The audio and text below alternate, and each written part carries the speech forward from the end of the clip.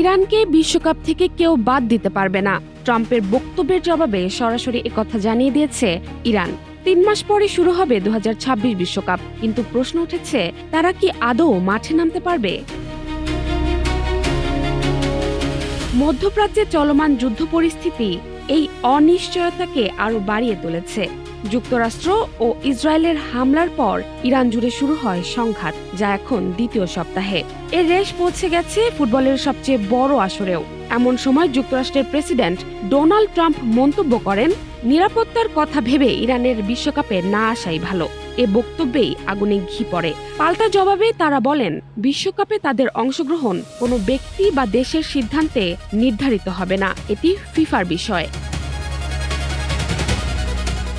তাদের সাহসী ফুটবলারদের শক্তি ও ধারাবাহিকভাবে পাওয়া গুরুত্বপূর্ণ জয়ের মাধ্যমে জাতীয় দলে এ বড় টুর্নামেন্টে সবার আগে যোগ্যতা অর্জন করা দলগুলোর মধ্যে ইরান একটি।